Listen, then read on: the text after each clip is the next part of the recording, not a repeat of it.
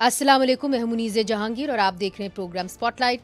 आज army chief field marshal Asim Munir ने वाजे किया है कि पाकिस्तान इलाकाई अमन का ख्वाहा है, लेकिन पाकिस्तान की खुद मुख्तारी पर कोई समझौता नहीं होगा। उन्होंने कहा कि पाकिस्तान किसी भी डायरेक्ट या इनडायरेक्ट सरहदी खिलाफ वर्जी का फैसला कुन जवाब देगा।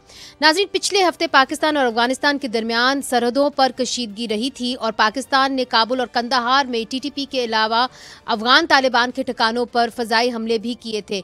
ये पाकिस्तान की जानिब से अफगान शहरों पर अपनी नौयत का पहला बड़ा हमला था, जिसके बाद दोनों मुल्कों में अमन मुआहदा तय पा गया। दूसरी तरफ वफाक और खैबर पख्तूनख्वा हुकूमत के दरमियान जो है बुलेट प्रूफ गाड़ियों को लेकर एक नया तनाज़ा जो है वो खड़ा हो गया है। वफाकी वज़ीर दाखिला मोहसिन नकवी ने चंद रोज कबल खैबर पख्तूनख्वा पुलिस को 3 बुलेट प्रूफ गाड़ियां दी थी। ताहम गुज़िश्ता रोज वज़ीर आला सोहेल अफरीदी ने बुलेट प्रूफ गाड़ियों को पुरानी करार और नाकिस करार देते हुए पुलिस को वफाक की जानिब से मिलने वाली गाड़ियां वापस करने की हिदायत कर दी थी, जिस पर आज वज़ीर मुमलिकत बराए दाखिला तलाल चौधरी ने कुछ यूं कहा। एक वजह तो ये हो सकती है जो कि नजर आती है पिछली 1.5-2 दहाई से कि दहशत गर्दों के खिलाफ आप लड़ना ही नहीं चाहते। आपके अंदर खौफ है, आपके पॉलिटिकल मोटिव्स हैं। आप इस जंग को इसलिए नहीं लड़ रहे कि इससे रियासत ब्लैकमेल किया जा सकता है। सुहेल बुजदार लगाया गया है, दनिस्ता लगाया गया है। वजीर आला बदलने से ये जंग नहीं रुकेगी, सोच बदलनी पड़ेगी आपको। नेशनल एक्शन प्लान से ये जंग जारी रहेगी। सूबे में फौजी ऑपरेशन को लेकर नए वज़ीर आला और वफाक के दरमियान तनाव पहले से ही मौजूद था। नाजरीन, दूसरी तरफ आज वज़ीर दाखिला मोहसिन नकवी ने कराची में मुफ्ती मुनीब से मुलाकात करके यकीन दहानी कराई कि हुकूमत मसाजिद और मदारिस के मामलात में दखल अंदाजी नहीं करेगी। मोहसिन नकवी ने यह भी कहा कि किसी को हथियार के साथ एहतजाज की इजाज़त नहीं होगी। हाँ, जो कोई जत्था वेपन्स के साथ कहीं पे भी होगा, चाहे वो किसी भी सूबे में हो, उनके ऊपर ज़रूर एक्शन होगा और उसमें मेरे ख्याल है किसी किस्म की किसी को कोई गलतफहमी नहीं होनी चाहिए। लेकिन अदरवाइज़ हम तमाम अपने उलमा कराम का एहतराम करते हैं। जो वेपन के साथ आएगा उसको किसी सूरत भी हम इजाज़त नहीं देंगे कि वो ऑपरेट कर सके। जबकि आज वज़ीर इत्तलात पंजाब अज़मा बुखारी ने लाहौर में प्रेस कॉन्फ्रेंस करते हुए कहा कि तहरीक लबैक पर पाबंदी की समरी वफाक को भिजवा दी गई है। वफाकी हुकूमत को काबीना का फैसला भिजवाया जा चुका है, जिसके अंदर इस तंजीम को और इस जमात को बैन करने की सिफारिश की गई है। बिकॉज ये मुल्क जो है वो इस फसाद का, इस इंतशार का बार बार मुतहम्मिल नहीं हो सकता। वो जो 50,000 भारतीय करेंसी है, मुझे नहीं समझ में आई कि वो पाकिस्तान में क्या कर रही थी। वो पाकिस्तान के अंदर उसको कहाँ इस्तेमाल होना था और वो यहाँ पहुंची कैसे। इसमें एक 95 बैंक अकाउंट्स हैं जी साद रिजवी साहब के नाम पे, और इनकी बाकी जो पूरी मनकूला गैर मनकूला जायदादें हैं, जो इनके अकाउंट्स हैं, वो तमाम फ्रीज कर दिए गए हैं। तो इन तमाम के ऊपर क्रैक डाउन भी हो रहा है। इन तमाम के ऊपर जो है वो हुकूमत और रियासत बहुत सख्ती से जो है वो एक्शन ले रही है। सो अब ये जो है ये मैं समझती हूँ कि नाउ और नेवर है। इस नाउ और नेवर के दहाने पर पाकिस्तान नाजरीन कई बार खड़ा हुआ है। टीएलपी को 2017 में एक यूएई में मुकीम शख्स ने इलेक्शन कमीशन में रजिस्टर ओवरनाइट करवाया था और इस अमल के कानूनी होने पर सवालिया निशान मौजूद थे। और यही सवाल 2018 में जस्टिस काजी फायज़ ईसा ने इलेक्शन कमीशन से पूछा था, लेकिन आज 7 साल बाद भी हम इस सवाल के जवाब का इंतज़ार ही कर रहे हैं। और फिर किसको याद नहीं है कि किस तरह 2017 में उस वक्त की इस्टेब्लिशमेंट में धरना ख़त्म होने के बाद टीएलपी के कारकुनानों को 5,000 रुपये फ़ी बंदा बांटे थे। इस तरह माजी में हाफिज़ गुल बहादुर, जिसको आज हम बॉम्ब कर रहे हैं अफगानिस्तान में, और दीगर तालिबान ग्रोहों के साथ रियासत मुआहदे कर चुकी है। और जब लड़ाई शिद्दत इख्तियार कर गई थी तो रियासत ने अमन लश्कर बनाए थे, जिसका नतीजा इन इलाकों में तबाहकुन निकला, क्योंकि वो लोग तालिबान के लिए आसान निशाना साबित हुए। शायद यही वजह है कि कबायली इलाकों के लोग अब रियासत पर एतबार करने को तैयार नहीं, क्योंकि क्या पता कब रियासत का जहन बदल जाए और ये लोग दोबारा आसान निशाना बन जाएं। इस वक्त हमारे साथ मौजूद हैं सेनेटर कामरान मुर्तज़ा साहब, रहनुमा हैं JUIFA के और सीनियर वकील हैं। आपका बहुत बहुत शुक्रिया, आपने हमें ज्वाइन किया। राना एहसान अफजल साहब हमें जल्द ज्वाइन कर रहे हैं, रहनुमा पाकिस्तान मुस्लिम लीग नून के। और शेर अली अरबाब साहब हमारे साथ हैं, मेंबर कौमी असम्बली पाकिस्तान तहरीक इंसाफ। सबसे पहले शेर अली अरबाब साहब, आपकी जानिब TLP के ऊपर पाबंदी की समरी भिजवा दी गई है। आपकी हुकूमत माजी में इनके ऊपर पाबंदी की समरी भी भेज चुकी है। इस बार PTI का क्या रद्द-ए-अमल होगा? क्या आप समझते हैं कि TLP के ऊपर पाबंदी लगनी चाहिए? ये देखें, एक असल में हमारा अलमिया जो है सबसे बड़ा क्या है, TLP हो गया या TTP हो गया या सारे हो गए, हमारी पॉलिसी कभी भी कंसिस्टेंट नहीं रही है और वो इंडिविजुअल्स के बदलने से बदलती रही। ये TLP जिस तरह आपने बड़ा अच्छा कहा, अच्छा मुझे अभी पता चला कि 5,000 से मेरे ख्याल से 1,000-2,000 स्पीकर्स होंगे, तो बड़े पैसे हैं एक तरफ से, और वो भी एक यूनिफॉर्म अफसर तकसीम कर रहा था। तो मतलब है कि अवाम का हमारा ये सवाल है कि जी ये अभी तो आप कह रहे हैं कि जी TLP जो है काल अदम होनी चाहिए और इसको वो करना चाहिए, कल को अगर फिर जिस तरह आपने कहा समरी गई है, अब समरी वहां उसका, इसी तरह ये दहशतगर्दी की जंग जो हम कर रहे हैं, यहाँ पे हमारा जो पार्लियामेंट्री कमेटी बनी थी नेशनल सिक्योरिटी, उसमें उस वक्त के आर्मी चीफ और DGSI हमें और इसी तरह के बहुत से लोगों को फवायद बता रहे थे कि जी मुज़ाकरात के क्या फवायद हैं, और दुनिया में 90-92% कॉन्फ्लिक्ट्स मुज़ाकरात से हुए हैं। ये कब की बात है? कौन से साल की बात है सर? दिस इज 21 भी है, 21 में भी है और 22 में भी है। हमारी हुकूमत में भी ये पार्लियामेंट्री कमेटी बनी थी और इस हुकूमत में भी बनी थी। इसमें राना सलाना साहब का ट्वीट भी है कि जी हाँ, हम सब जो हैं वी आर बैकिंग ये मुज़ाकरात जो हम मिलिट्री कर रही है। जी बिल्कुल तो है। मतलब ये नहीं है, मतलब ये है कि पाकिस्तानी अवाम जो है ये कोई मजाक है, ये किसी बट सर आपने मेरे इस सवाल का जवाब नहीं दिया। क्या PTI इस बार रजामंद होगी और इस पे डू दे अग्री के TLP के ऊपर पाबंदी लगनी चाहिए? TLP का सवाल है जी। TLP की समरी जो है वो अगर आई है उसको जल्द से जल्द प्रोसेस करना चाहिए जी। और ऐसे जो भी तंजीमें हैं जो कि अवाम के लिए जो है उनको वो है, हाँ उनके साथ जो मुरीद के में जिस तरह का डिस्प्रोपोर्शनेट यूज ऑफ फोर्स हुआ, जिस तरह जी हाई हैंडेडनेस हुई जी, वो जो है वो नहीं होना चाहिए था। पाबंदी लगनी चाहिए, तंजीमें हैं जो कि अवाम के लिए जी बिल्कुल लगनी चाहिए। कामरान मुर्तज़ा साहब, आपकी तरफ शेर अली अरबाब साहब ने बड़ी क्लियरली जवाब दे दिया। उन्होंने कहा कि जिस तरह उनको डील किया गया था हाई हैंडेड तरीके से, वो मुनासिब नहीं था, मगर TLP के ऊपर पाबंदी लगनी चाहिए। JUIFA इस मामले पे कहाँ खड़ी है? मैं समझता हूँ ये फंडामेंटल राइट है सियासी सरगर्मियां भी और सियासी पार्टी कायम करना और सियासी पार्टी का कंटिन्यू जी, और फंडामेंटल राइट को सस्पेंड नहीं। अगर आप सस्पेंड करने की कोशिश करेंगी उसी तरह से आपने कोशिश लगवाई थी और वो कोई पार्टी पर पाबंदी लग तो पार्टी हो गई थी। तो इस तरह से जो है पार्टी कोई बुरी या अच्छी नहीं होती जी। अगर फर्ज कर लेंगे JUI में मैं खराब, मेरे खिलाफ कोई एक्शन लेना है तो 100 दफा ले। JUI तो कोई खराबी नहीं कर रही, कामरान मुर्तज़ा कोई खराबी कर रहा होगा, तो देन इसका मतलब ये नहीं है कि आप पार्टी के ऊपर पाबंदी लगा लें। आप उस शख्स के खिलाफ लीगल जो एक्शन लें जिसने कोई खिलाफ कानून हरकत की हो।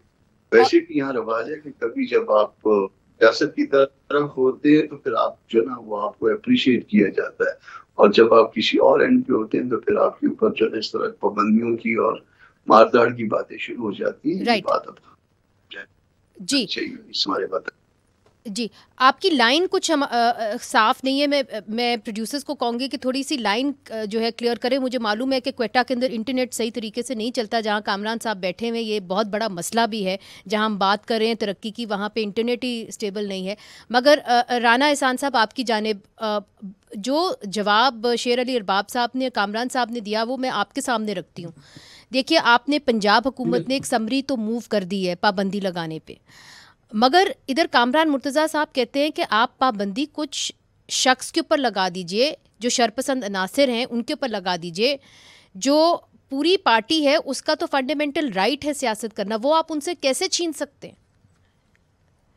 बिस्मिल्लाहिर्रहमानिर्रहीम। देखिए, जो भी जमात बनती है उसका फंडामेंटल राइट है, लेकिन कानून के दायरा कार में रहते हुए।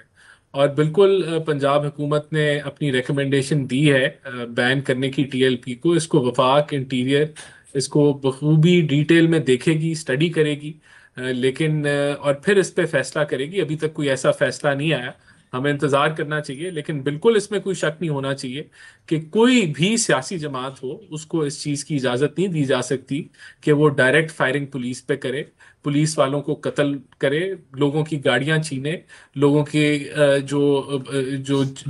जो भी उनकी मालकियत है, ओनरशिप में चीज़ें हैं, उनके ऊपर चोरी चकारी हो, तोड़फोड़ हो, जलाओ घेराव हो। ये इस चीज़ की इजाज़त नहीं दी जाती। और अगर एक जमाती लेवल के ऊपर इस चीज़ को कंडेम नहीं किया जाता तो ये भी कोई ऐसी बात नहीं है कि हर किस्म की जमात का जो है वो राइट हो कि वो सियासत करे।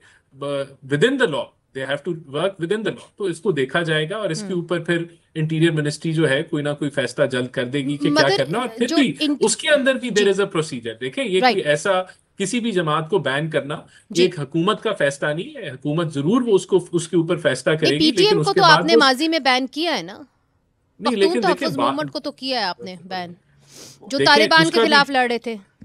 उसका भी तरीका कार है ना। बाद में वो फिर एससी सुप्रीम कोर्ट जाता है मामला और वहां से बैन जो है वो मेंटेन होता है या वो कंटिन्यू करता है। तो एक प्रोसीजर है, एक प्रोसेस है जिसके अंदर वफाकी हुकूमत का भी रोल है, लेकिन जुडिशरी का भी रोल है। तो ये ऐसा नहीं है कि अपनी सिर्फ पॉलिटिकल पॉइंट स्कोरिंग के लिए या सियासत करने के लिए ये किया जाता है। इसके लिए आपको जो है मगर राना साहब एक सवाल का जवाब जरूर दीजिए, क्योंकि आज मोहसिन नकवी साहब ने एक जो प्रेस कॉन्फ्रेंस की है वो जाके कराची में उलमा कराम को मिले हैं और उनसे उसके बाद उन्होंने एक प्रेस कॉन्फ्रेंस की और उसके अंदर उन्होंने कहा कि जो मदारिस और मसाजिद हैं उनके अंदर स्टेट किसी किस्म की मुदाखलत नहीं करेगी।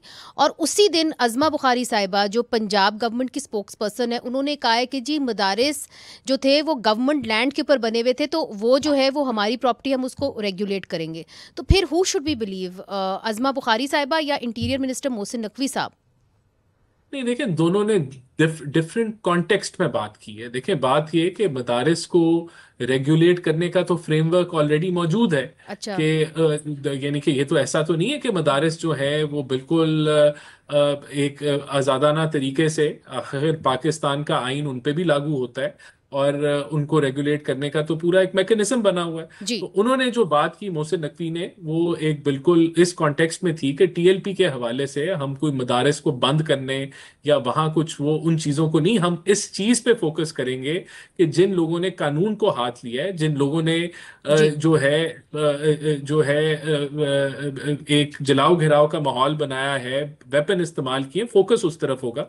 और जो उज़मा बुखारी साहब ने बात की है वो बिल्कुल एज ए प्रोविंशियल एडमिनिस्ट्रेटर या वफाकी एडमिनिस्ट्रेशन में हुकूमतों का रोल है रेगुलेट करने का, चाहे वो मदारिस हो, जो दीनी मदारिस हो, या उसके अलावा अगर आपके स्कूल्स हो, एजुकेशन सिस्टम हो, तो वहां तो बिल्कुल एक रोल है हुकूमत का।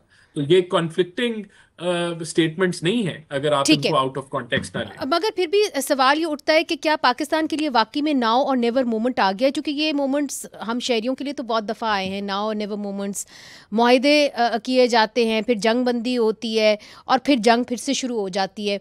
तो क्या समझे खैबर पख्तूनख्वा की अवाम, बलूचिस्तान की अवाम, पंजाब की अवाम के इस वक्त जो रियासत है उसने ये फ़ैसला कर लिया है कि इंतहा पसंदी को अब बर्दाश्त नहीं करेंगे, और इंतहा पसंदी को अगर बर्दाश्त नहीं करेंगे तो जो गुड बॉयज़ हैं उनको बर्दाश्त करेंगे, बैड बॉयज़ को हम बर्दाश्त नहीं करेंगे। ये तकसीम कैसे होगी? क्या ये मामला पार्लियामेंट के अंदर आएगा? इसको एक सियासी लेजिटिमेसी मिलेगी? ये हम पूछेंगे वक्फे के बाद।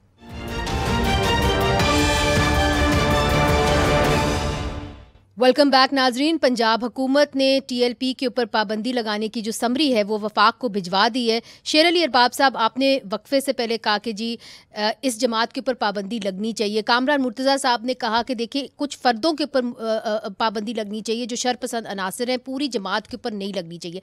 अब ये दो ओपिनियंस आ गए हैं, मगर एक पार्लियामेंट भी है जहाँ पे बातचीत हो सकती है, कलेक्टिव विजडम जिसे कहते हैं, वहाँ से ये निकलती है। तो आपको नहीं लगता ये मामला पार्लियामेंट में लाने चाहिए या प्रोविंशियल असेंबलीज में ही लाने चाहिए? चलें उधर ही ले आए। देखिए, आयरनी ये है, स्पेशली हमारे यहाँ दौर चले हैं ये हाइब्रिड रेजिम्स के, इसमें पार्लियामेंट को और प्रोविंशियल असेंबलीज को कोई इतना ज्यादा वक्त देते नहीं, वरना बिल्कुल वहां नहीं होना चाहिए। वहां से रिकमेंडेशंस जानी चाहिए थ्रू रेजोल्यूशन, और उसके ऊपर प्रोविंशियल गवर्नमेंट और फेडरल गवर्नमेंट को फिर काम करना चाहिए। एक जो मैं टीएलपी के ऊपर एक बात करूंगा, जो मुरीद के में इंसिडेंट हुआ है उसमें कॉन्फ्लिक्टिंग रिपोर्ट्स हैं। अभी राणा साहब ने कहा कि जिन्होंने डायरेक्ट फायरिंग किए हैं पुलिस के ऊपर, लोगों का ये भी ख्याल है कि पुलिस ने बड़ी एक्सेसेस किए हैं और शायद जो अमवात हैं वो काफी ज्यादा हैं जो रिपोर्टेड नहीं हुई। इसका हल क्या है? इसका हल ये है, और इंसाफ का ये तकाजा है कि जहां पे क्लैरिटी ना हो वहां यू कॉन्स्टिट्यूट अ कमीशन, जो हम 9 मई का भी कहते आ रहे हैं, जो अभी तक नहीं बना। अब देखें, अल्लाह ताला की शान देखें, जब वो हमारे वो जो इस्लामाबाद हाई कोर्ट के जज साहब ने कहा था वो ब्लास्फेमी बिजनेस केस में कि कमीशन बनाए ताकि सच्चाई, फैक्ट्स असरटेन हो, उस पर मुखालिफत हो। अब यही चीज यहाँ भी वो है, कमीशन नहीं बनी वैसे, हम वो भी कमीशन नहीं बनी, तो हम कहते हैं, हम ये कहते हैं कि वो भी बनने चाहिए ताकि सच और हक का पता चले, और ये भी बननी चाहिए, बल्कि 9 मई के भी बनना चाहिए, बिकॉज ये तो फिर मफरूज है ना। मेरा अपना पर्सपेक्टिव होगा, मुझे जो ये बात सही है करेगा दूसरी जमातों का, ये इंसाफ का तकाजा है, ये हमारे दीन का तकाजा है। हम रसूलुल्लाह सल्लल्लाहु अलैहि वसल्लम के नाम पे अगर ये करते हैं ना, तो यहाँ हर जगह पे इंसाफ एक तरह होना चाहिए। जी, ये आपने बड़ी एक दिलचस्प बात की है कामरान मुर्तजा साहब, जो शेर अली अरबाब साहब कह रहे हैं कि जी अगर कुछ अभाम हो, एक बहुत बड़ा इंसिडेंट हो जाता है, तो आप उसकी इंक्वायरी के लिए कमीशन बैठा दें, चाहे वो ब्लास्फेमी बिजनेस का मामला हो या वो मुरीदके का मसला हो, आप उसके ऊपर कमीशन बैठाएं ताकि जो हक और सच है वो सामने आए। कमीशन बिठाना जो है ना, वो सारे ये डिमांड करते हैं अक्सर कि कमीशन बिठा दें, मगर कमीशन बिठा के उसके बाद फर्ज कर लीजिए कि कोई रिपोर्ट आ जाए, तो फिर स्टिल जो है ना गवर्नमेंट में एग्री, गवर्नमेंट में नॉट एग्री, ये पहली बात हो जाएगी। फिर उसके बाद वो होगी कि कमीशन जो है ना, अगर उसकी कोई राय आ भी गई है तो उसकी इम्प्लीमेंटेशन कैसी होगी, उसकी सिफारिशात की रोशनी में गवर्नमेंट वैसे भी एक्शन ले सकती है। तो वो कमीशन की जो फाइंडिंग होती है वो कोई ऐसी, उसका बाइंडिंग इफेक्ट नहीं होता, उसका कोई फायदा नहीं होता, वो लोगों को एक तरह से, मगर हकायक तो सामने आते हैं ना कामरान मुर्तजा साहब, कम से कम ये अभाम तो नहीं रहता कि जी क्या हुआ क्या नहीं हुआ, कोई सच तो सामने आता है। उस सच की बुनियाद पे किसी के साथ अच्छा या बुरा सलूक हो सकता है, उस सच को कहीं वो उसकी एडमिजिबिलिटी है किसी कानून के अंदर, अगर नहीं है तो फिर ये सारी एक्सरसाइज करने का फायदा क्या होगा, ये सिर्फ बता दीजिए।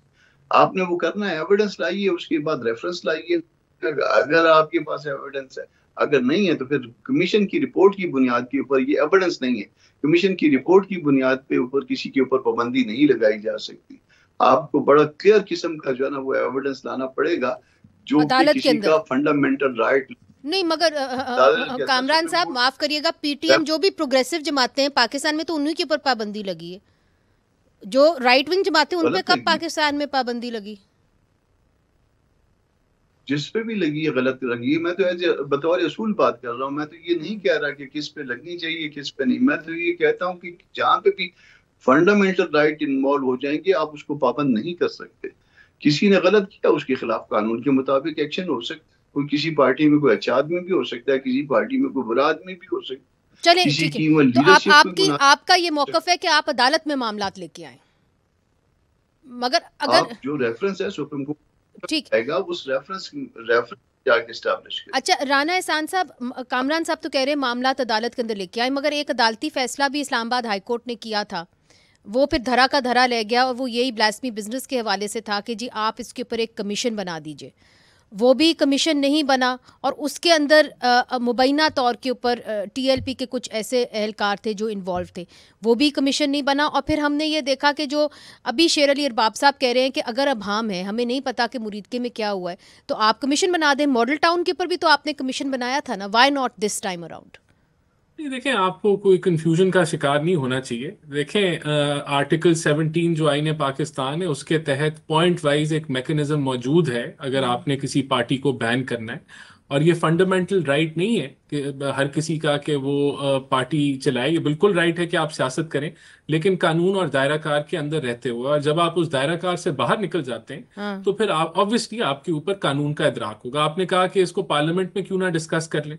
देखें, अगर तो इसके हवाले से लेजिस्लेशन ना होती और तरीका कार ना होता तो आप दुरुस्त फरमा रही हैं, फिर पार्लियामेंट में ले जाना चाहिए था। लेकिन क्योंकि ऑलरेडी एक मैकेनिज्म पॉइंट वाइज प्रोसेस मौजूद है एक पॉलिटिकल पार्टी को बैन करने का, तो फिर उसको आपको अपनाना चाहिए। और उसके अंदर एग्जीक्यूटिव का कुछ किरदार है और फिर कुछ किरदार जुडिशरी का है, तो दोनों मिलके फिर ये बैन होता है। अगर वफाक चाहे भी तो वो चंद दिनों का बैन होता है, उसके बाद उसको जुडिशल रिव्यू के तहत जाना होता है, और वहां फिर हमें ये एग्री करना चाहिए कि जो कानून साजी की गई है, जो प्रोसेस मुतय्यन किया गया है आइन के अंदर, इट इज गुड इनफ। अगर उसके ऊपर किसी को एतराज है तो जरूर आप फिर उसके ऊपर डिबेट कर सकते हैं, या उसके ऊपर अगर कोई किसी को लगता है कि ये गलत है तो फिर आप डिस्कस कर सकते हैं कि जी उस प्रोसेस के अंदर आप जुडिशल कमीशन भी डाल दें। लेकिन ऐसा नहीं है उसमें जुडिशल कमीशन मौजूद नहीं है, उसके अंदर जुडिशल रिव्यू मौजूद है जो कि आपको लाजिम है बैन करने के लिए। तो मेरे ख्याल से जब क्लियर कट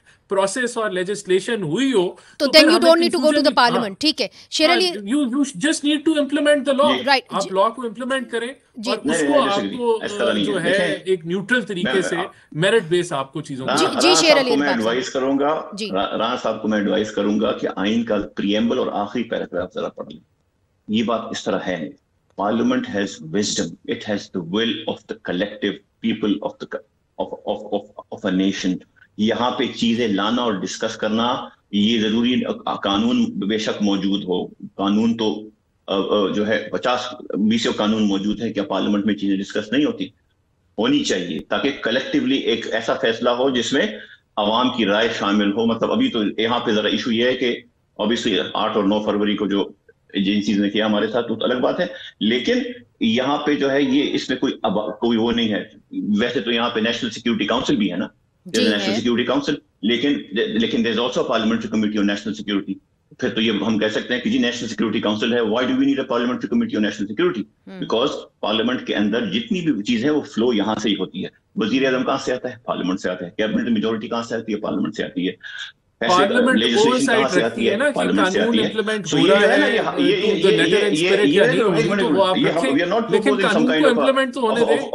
कोई बिजनेस पॉलिसी या कोई इन्वेस्टमेंट पॉलिसी प्रपोज नहीं कर रहे। This is a very people oriented thing, जिसके ऊपर जितना थ्रेडबेयर डिस्कशन हो उतना जो है उसका रिजल्ट अच्छा आएगा। तो बेसिक कॉन्सेप्ट ये है। मगर देखिए एक बड़े पैमाने के ऊपर भी जंग होने को है। हम intelligence based operations Khyber Pakhtunkhwa के अंदर, बलूचिस्तान के अंदर देख रहे हैं, उसकी जो पॉलिटिकल विल है वो भी हमें नज़र नहीं आ रही। एक तरफ से खैबर पख्तूनख्वा के नए वज़ीर आला कह रहे हैं कि हम जंग नहीं होने देंगे, तो दूसरी तरफ तलाल चौधरी साहब स्टेट मिनिस्टर फॉर इंटीरियर कह रहे हैं कि जंग तो होगी।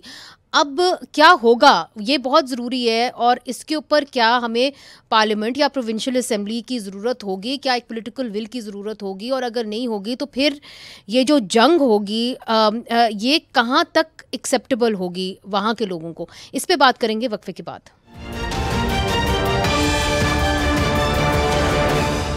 वेलकम बैक नाजरीन। जंग के बादल जो है खैबर पख्तूनख्वा के ऊपर भी छाए हुए हैं, और वहाँ पे जो उनके नए वज़ीर आला है वो ये कहते हैं कि मिलिट्री ऑपरेशंस नहीं होने चाहिए, जबकि state minister for interior Talal Chaudhry साहब कहते हैं कि नेशनल एक्शन प्लान के ऊपर अमल दरामद होगा और वहाँ पे जंग होगी। शेर अली अरबाब साहब, अगर वहाँ पे ऑपरेशन नहीं होता तो ये जो इंतहा पसंद ग्रुप्स हैं इनका सफ़ा आप कैसे करेंगे? देखिए, पहली बात तो यह है कि ये जो इंटीरियर मिनिस्टर हैं for state, he is being hypocritic, because ये जो पॉलिसीज हैं ये अरसे से जो है 3 सालों से एक पॉलिसी जाती है, फिर दूसरी आती है, फिर बदलती रहती है। खतरनाक बात क्या है कि केपी और बलूचिस्तान को छोड़ के बाकी सूबे जो है ना, हमें फिर लेक्चर देते हैं कि जी ये तो सहूलतकार है दहशतगर्दों के। How dare anybody put a finger to my loyalty to this country। मैंने कोई किसी दूसरे सूबे से एनओसी लेनी है अपनी नेशनल लॉयल्टी प्रूव करने के लिए? होते कौन है ये लोग? पहली बात, इसी सूबाई असेंबली में, इसी कौमी असेंबली में parliamentary committee on national security group में आर्मी चीफ और DGISI ने लेक्चर हमें प्रेजेंटेशन दी कि जी 90% जो इश्यूज जो कॉन्फ्लिक्ट्स हैं वो मुज़ाकरात से हुए हैं, और हम कौमी धारे में लेके आएंगे। जितने भी पॉलिटिशियंस थे उस वक्त हमें कहते थे ये सिलेक्टेड है, बाकी तो नहीं थे सिलेक्टेड, सब आपस में लगे थे कि यार ये तो फॉल आउट हो जाएगा।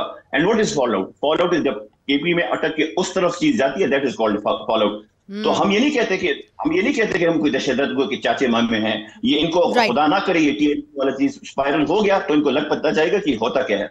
इशू सिर्फ ये है कि भाई यहाँ पे एक असेंबली है, यहाँ पे लोग हैं, आए। जिस तरह आर्मी चीफ अगर और डीजीएसआई नेशनल असेंबली में जा सकते हैं तो प्रोविंशियल असेंबली में क्यों नहीं आ सकते? Why can't they take us into confidence, बजाय इसके कि और सूबों के वजीर आके हम हमारी वफादारियों के ऊपर जो है सर्टिफिकेट बांटते हैं। अच्छा, ये आपने बड़ा अहम पॉइंट रेज किया है कामरान मुर्तजा साहब, चूंकि आपका तो उस सूबे से ताल्लुक है जहां पे दहशतगर्दी बहुत आपने देखी, बल्कि आपकी अपनी जमात ने देखी। ये जो शेर अली अरबाब साहब कह रहे हैं कि जी ठीक है, अगर वो नेशनल असेंबली में जाके ब्रीफिंग्स दे सकते हैं इस्टेब्लिशमेंट, तो क्यों नहीं प्रोविंशियल असेंबली में आके दें, ब्रीफिंग्स दें, हमसे बात करें, फिर ही हम आगे बढ़ेंगे। और दूसरा ये कि आपको यकीन है कि स्ट्रेटेजिक डेप्थ का जो एक आइडियोलॉजी थी वो अब अबैंडन हो चुकी हुई है हमेशा हमेशा के लिए? सर कि जितनी हमारी आइडियोलॉजीज थी अक्सर जो अस्करी तरफ से आई थी वो अब अबंडन हो चुकी है। आपने जो ना वो कहा था कि जी ये बॉर्डर हमेशा हमेशा के लिए महफूज हो जाएंगे, मगर हमने देखा कि वो जो ना नहीं हुआ ऐसा। जो कुछ आपने इसकी कुर्बानियां दी, 1 लाख के लगभग जो ना लोग हमने जो ना खो दिए, और 1 लाख लोग खोने का मतलब ये है कि कम से कम 10 लाख फैमिलियां डिस्टर्ब हुई, कम से कम इमीडिएटली। उसमें हर घर से, यानी ये 10 लाख लोगों में से हर घर में जो है ना वो एक फौतीदगी हुई, मगर इसके बावजूद जो है ना मामला नहीं हुए। इसकी कास्ट हमने बिलियंस में अदा की, मगर स्टिल जो है ना हमको कोई फायदा नहीं मिला। तो ये जो स्ट्रेटेजिक डेप्थ वाली बात है वो ये नहीं थी, मगर आपने उस वक्त इंसिस्ट किया, आपने गुड तालिबान बैड तालिबान नहीं। मगर अब आपका क्या ख्याल है? आप तो सियासत को अच्छी तरह जानते हैं। इज दिस अ नाउ और नेवर मोमेंट फॉर पाकिस्तान? नहीं, इस पे भी जो है ना कि आपने जो है ना उसके बाद जो है वो कल इस बात से वापस आ पाएंगे, तो इसलिए बेहतर ये है कि आप आपस में बातचीत करें और बातचीत करके कोई नतीजा निकालें, क्योंकि बातचीत के अलावा जो है ना आपके पास कोई हल नहीं है। उसकी रीजन मगर क्या टीटीपी के साथ भी बातचीत करें कामरान साहब? टीटीपी के साथ भी बातचीत होनी चाहिए। अगर किसी ने आपके मुल्क में कानून तोड़ा है तो उसके खिलाफ कानून के मुताबिक एक्शन जरूर लिया जाए, ठीक है। मगर अगर कोई पार्टी पॉलिटिकल पार्टी है या कोई ऐसे जो है ना मामला आते हैं उसमें बातचीत जो है वो आपके पास बेहतर हल होगा। और अब भी आप बातचीत करते भी हैं, आप बाज लोगों को सरेंडर करवाते हैं, आप माफी भी देते हैं। तो जब ये लोगों को इंडिविजुअल्स के साथ करते हैं तो ये ग्रुप के साथ भी किया जा सकता है, और करके मसाइल को खत्म करें, चलें। राना एहसान साहब, आपसे ये सवाल, देखिए ये जो नाउ और नेवर मोमेंट है, पाकिस्तान इधर बहुत बहुत बार आके खड़ा हुआ है। मुझे याद पड़ता है कि आप लोगों ने फ़ैसला किया, आपने ज़रबे अज़ब किया, बहुत सारे आपने ऑपरेशन तालिबानों के ख़िलाफ़ किए। उसके बाद हमने क्या देखा कि जो जेट ब्लैक टेररिस्ट थे, APS के बच्चों के पर जिनका कहते थे कि कत्ल उन्होंने किया हुआ है, उनको छोड़ दिया गया और एक मुआहदे के तहत छोड़ दिया गया जो कभी सामने आवाम के सामने नहीं आया। फिर लोग ये सवाल करते हैं कि आप तो ये घड़ी घड़ी फ़ैसले अपने बदल देते हैं, तो हम आपके फ़ैसलों का यकीन करें कि नहीं करें? और फिर बार बार हमें मिलिट्री इस्टेब्लिशमेंट भी कहती है कि जब तक पॉलिटिकल विल नहीं होगी तो हम जीत नहीं सकते। तो फिर इस बार आप लोगों ने क्या सोचा है कि ये वाकई में ये आपका हतमी फ़ैसला है? और अगर हतमी फ़ैसला है तो आप इसके ऊपर कोई पार्लियामेंट की या कोई प्रोविंशियल असम्बली की रजामंदी नहीं आपको चाहिए होगी? देखिए, PTI के दौर में आपने दहशतगर्दों के साथ निगोशिएट किया, उनसे बातचीत की, और फिर आपको पता चला कि जो उनकी डिमांड्स हैं वो आईने पाकिस्तान के अंदर रहते हुए तो आप पूरा कर नहीं सकते। चलिए, जिसने भी किया उसका जो पोस्टर बॉय तो खान साहब थे ना, उसको वो प्रमोट भी करते थे। आज भी उनकी KPK की हुकूमत इसी तरह के मुज़ाकरात और बातचीत के अंदर बिलीव करती है। देखें, बात यह है कि उससे नुकसान जो पहुंचा वो सबके सामने। बहरहाल आज की पॉलिसी बड़ी सिंपल है। देखें, अगर अफगान तालिबान कहते हैं कि अफगानिस्तान वो चला रहे, तो उनकी कुछ जिम्मेदारियां हैं अपनी रियासत के हवाले से। उनकी सरजमीन के ऊपर अगर हम उनको उनके साथ बातचीत तो हम पहले दिन से कर रहे हैं और लगातार कर रहे हैं, और हम उनको एविडेंस भी दे रहे हैं कि आपके ये टीटीपी का ग्रुप है, यहाँ ये मौजूद है, यहाँ ये पाकिस्तान के खिलाफ प्लानिंग करता है, इनको वसाइल भी मौजूद हैं एक और हमारे दुश्मन मुल्क के, और ये पाकिस्तान में आके हमले करते हैं, आप इनको रोकें। और वो उस तरीके से हमें वो रिस्पॉन्स नहीं नजर आया। तो हमने उनको जो है बातचीट कर करके फिर हमने फैसला किया कि अगर वो इसका रिजल्ट नहीं देते तो then we will hit TTP के जो आउटफिट्स मौजूद हैं। और उसके अंदर फिर हमने कहा कि उन्होंने जब शोर मचाया और सीज फायर हुआ तो हमने उसके अंदर थर्ड इंटरनेशनल डाल दी ताकि वो भी उसको सुपरवाइज करें कि क्या हमारा मौकफ दुरुस्त है या जो अफगान तालिबान का मौकफ है वो दुरुस्त है। और अगर एक सवाल का जवाब जरूर दीजिएगा, क्योंकि ये बात क्लियर होनी बहुत ज़रूरी है कि ख्वाजा आसिफ साहब ने हाल ही में एक इंटरव्यू दिया, उन्होंने कहा कि अगर हमारे सरजमीन के ऊपर कोई अटैक हुआ तो फिर हम राब्ता करेंगे कतर से और तुर्की से और उनको कहेंगे इन्वेस्टिगेट करें, इस तरह मामला चलेगा। तो क्या यही रूट होगा आपकी मुज़ाकरात का? देखें, ये बड़ी एक अच्छी उन्होंने अगर ये बात की है, ये अच्छी बात है, क्योंकि अगर हमारे पास शवाहिद मौजूद हैं और अगर हम ट्रांसपेरेंसी में बिलीव करते हैं तो हमें कोई मसला नहीं होना चाहिए कि हम अगर तीसरा कोई सालिस है उसके सामने हम वो शवाहिद रख लें। और अगर वो शवाहिद ये साबित करते हैं कि टीटीपी अफगानिस्तान से ऑपरेट कर रहा है और अफगान तालिबान उसको संभाल नहीं रहे, तो ये फिर हमें राइट देता है कि हम उन चीजों को फिर अपने हिसाब से देखें और उसमें दुरुस्तगी लेके आए। तो मैं तो समझता हूँ ये बड़ी कामयाबी है कि जो तालिबान जिनसे हम अफगान तालिबान जिनसे हम नेगोशिएट कर रहे थे, हम डिप्लोमेटिकली उनको एंगेज कर रहे थे और वो जिम्मेदारी का एहसास नहीं कर रहे थे और उस तरीके से रिस्पॉन्ड नहीं कर रहे थे, आज वो बंद गए हैं और उनको अब रिस्पॉन्ड करना पड़ेगा। और अगर वो नहीं करेंगे तो वो दुनिया के सामने वो एक्सपोज हो जाएंगे और पाकिस्तान के पास फिर राइट होगा कि वो अपने मुताबिक जो है वो इन चीजों के ऊपर एक्शन ले सके।